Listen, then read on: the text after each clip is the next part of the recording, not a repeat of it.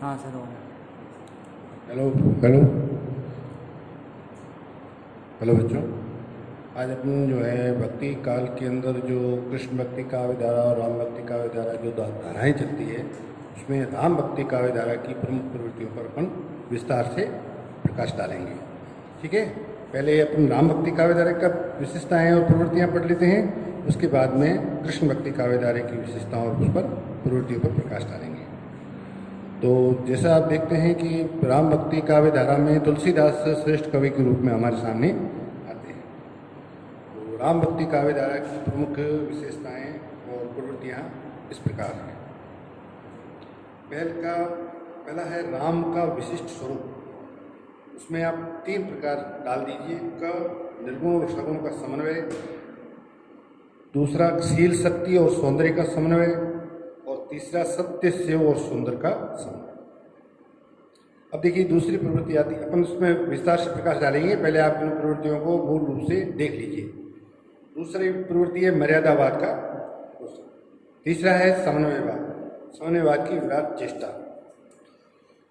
उसमें है विविध दार्शनिक विचारधाराओं का समन्वय, निर्गुण और सगुण का समन्वय, द्वैत और अद्वैत का समन्वय, राम और कृष्ण का समन्वय, शैव वैष्णव परंपरा का समन्वय, लोक और शास्त्र का समन्वय, काव्य रूपों का समन्वय, सभी काव्य शैलियाँ, ज्ञान भक्ति क्रम का समन्वय, ऊंच नीच स्त्री पुरुष का समन्वय, गृहस्थ और वैरागी का समन्वय, नवीनता और प्राचीनता का समन्वय, विविध भाषाओं का समन्वय और सभी शैलियों का। और प्रवृत्तियाँ थी लोक मंगल की भावना, दास्य भाव की भक्ति, भाव और सभी रसों का निरूपण, प्रबंध और मुक्तक काव्य, माधुर्य भावना, भाषा की विशेषताएं और विविध प्रकार के मानवीय चरित्र। अब अपन जो है इस पर विस्तार से प्रकाश डालेंगे। अब देखिए राम भक्ति साहित्य की मूल प्रवृत्ति। जैसे अपन ने पहले पढ़ा राम का विशिष्ट रूप। राम काव्य परंपरा में राम विष्णु के अवतार हैं और उनका चरित्र बिल्कुल नए ढंग से प्रस्तुत किया गया है। तुलसीदास के रामचरितमानस में प्रमुख समस्या राम और उनका स्वरूप ही है। राम कवन प्रभु पूछी तो। अब देखिए निर्गुण और सगुण में संबंध। निर्गुण का मतलब है ईश्वर गुणहीन है, किसी प्रकार का कोई, जैसे पूजा पाठ करने के लिए मंदिर में जाते हैं तो भगवान के कई प्रकार के गुणों को याद करके उनका भजन कीर्तन करते हैं। तो निर्गुण का मतलब है इसमें किसी प्रकार का कोई गुण नहीं है और भगवान का भावना जो है एकांत भावना में बैठ करके उसका भजन किया जा सकता है। तुलसीदास ने राम के स्वरूप को प्रस्तुत करने के लिए ईश्वर के निर्गुण और सगुण दोनों स्वरूपों को मिला करके एक कर दिया है। अगुण ही सगुण ही नहीं कुछ भेदा, मतलब अगुण निर्गुण में कोई भेद नहीं है।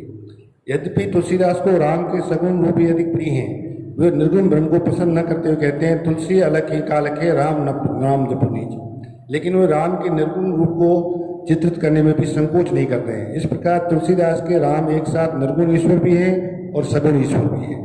इसी बात को ध्यान में रख करके वो कहते हैं भिक्षे कवल सो कर कैसा, निर्गुण ब्रह्म सगुण भय जैसा। अब दूसरा आता है शील शक्ति और सौंदर्य का समन्वय। तुलसीदास के राम परम सुंदर हैं, वे अपने सौंदर्य से सबका मन मोह लेते हैं। उनकी सुंदरता अद्वितीय है। सीता के स्वयंवर के प्रसंग में सारी जनकपुरी के नर नारी राम की सुंदरता को देख बहुत प्रभावित हो जाते हैं। शिव के जिस धनुष को बड़े से बड़े राजा भी नहीं तोड़ पाते, उसे भी आसानी से तोड़ देते हैं। सुंदरता के परम धनी होते हुए भी तुलसीदास के राम परम शक्तिवान भी है। दिखने में कमल जैसे शरीर को रखते हुए भी शक्ति में अद्वितीय है। वे अन्याय करने वाले राक्षसों का नाश करते हैं और साधन न होते हुए भी राम को पूरी तरह से परास्त कर देते हैं। ये उनकी बहुत बड़ी उपलब्धि है। मार्ग में आने वाली समुद्र जैसी बाधा को भी वो पार कर लेते हैं। इतनी शक्ति रखते हुए भी तुलसी के राम परम शीलवान है। माता पिता गुरुजनों और नागरिकों के साथ विनम्रता और शालीनता के साथ सदैव प्रस्तुत करते रहते हैं।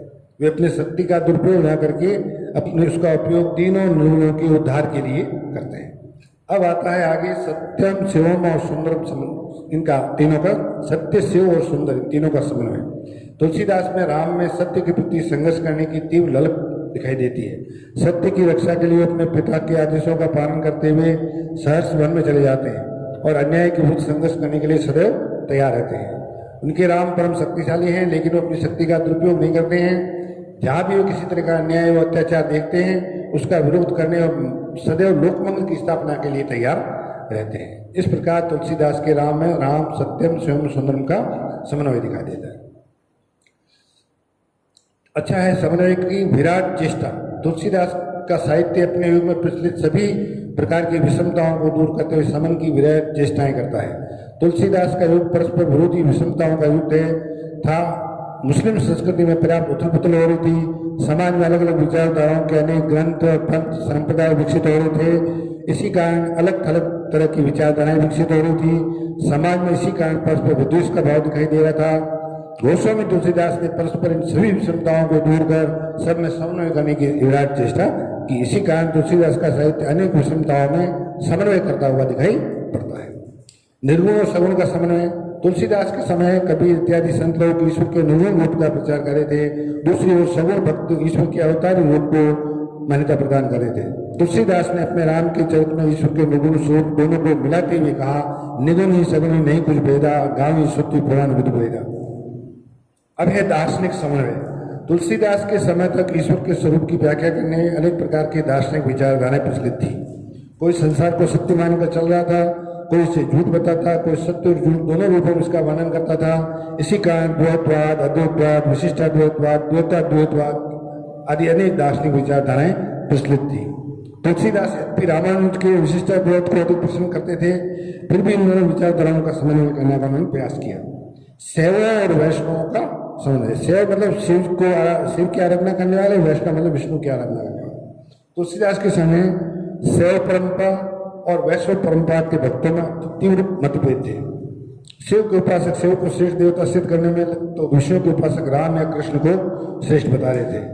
तुलसीदास ने शैव और वैष्णव में समन्वय स्थापित किया। उनके राम शिव के भक्त है तो शिव राम की भक्ति करते हैं। इस प्रकार राम की भक्ति की बात करते हुए तुलसीदास शिव की भक्ति को अधिक महत्व देते हैं।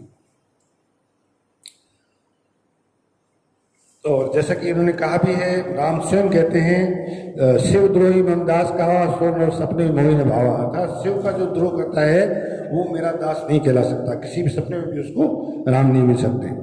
अब है राम और कृष्ण का समन्वय। सगुण उपासना करने वाले वैष्णव भक्त में विष्णु के रामावतार कृष्णावतार को लेकर पर्याप्त मतभेद थे। तुलसीदास ने राम भक्ति को प्रचारित किया, लेकिन वे कृष्ण के महत्व को भी स्वीकार करते हैं। इसलिए उन्होंने कृष्ण गीता के नाम से कृष्ण भक्ति साहित्य भी लिखा है। अगला है ज्ञान भक्ति एवं कर्म का समय। अत्यंत प्राचीन ज्ञान भक्ति एवं कर्म का समय। अत्यंत प्राचीन काल से भारत में ईश्वर की प्राप्ति के 3 मार्ग स्वीकार कर लिए गए थे। कुछ लोग ज्ञान मार्ग को अधिक महत्व देते थे, कुछ लोग कर्म मार्ग को, कुछ भक्ति मार्ग का महत्व देते थे। तुलसी के समय में भक्ति का आंदोलन छिड़ा, उसके कारण भक्ति का महत्व अधिक ऊपर कर आया। तुलसीदास ने भी भक्ति को सर्वाधिक महत्व दिया, लेकिन उन्होंने ज्ञान मार्ग को भी पूरा महत्व दिया। तुलसीदास ने कर्म का महत्व भी स्वीकार लिखा है, कर्म प्रधान विश्व रचि राखा, जो जस कहे सो तस फल चाखा। नेक्स्ट है ऊंच नीच का समन्वय। तुलसीदास के राम उच्च क्षेत्र में राज परिवार में पैदा होकर भी उच्चता को हीनता से नहीं भरे हुए थे। उनके लिए ऊंच और नीच सब बराबर।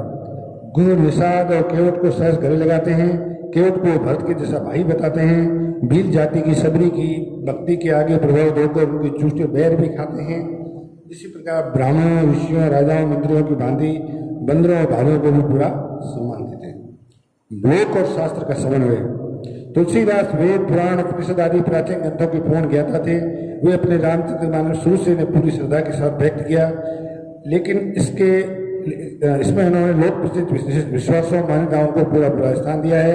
इनके रामलीला नेचु जानिम की मंगल, पार्वती मंगल आदि लोक काव्य लोक परंपराओं के आधार पर लिखे गए। इस प्रकार उन्होंने लोक और शास्त्र का सुंदर समन्वय किया है। विविध भाषाओं का समन्वय।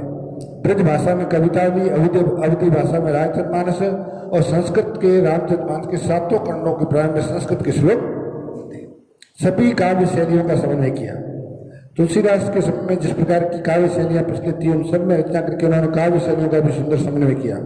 इनके द्वारा प्रचलित विशिष्ट काव्य शैलियां इस प्रकार है: प्रबंध काव्य, रामचरितमानस, खंड काव्य, कवितावली, विनय के वेद, विनय पत्रिका, दोहों में भक्ति, दोहावली, मंगल काव्य परंपरा, जानकी मंगल, पार्वती मंगल, कवित सवैये शैली, कवितावली, बरवे छंद शैली, बरवे रामायण, छप्पई शैली, लंका कांड के युद्ध के प्रसंगों में, नीति काव्य, नीति के दोहे, चौपाई शैली, रामचरितमानस। इस प्रकार तुलसीदास का साहित्य समन्वय की विराट चेष्टा है। इन विशेषताओं को ध्यान रखते हुए आचार्य हजारी प्रसाद जी ने गौतम बुद्ध के बाद गोस्वामी तुलसीदास को भारत का सच्चा लोकनायक बताया। उनके अनुसार लोकनायक वही हो सकता है जो विषमताओं में समन्वय स्थापित कर सके। तुलसीदास ने सभी प्रकार की विषमताओं को दूर कर में अद्भुत समन्वय स्थापित किया है और इसी कारण वे सच्चे लोक नायक है। अपन कल जो है इसके बाद पढ़ेंगे और आगे नेक्स्ट कल पढ़ेंगे।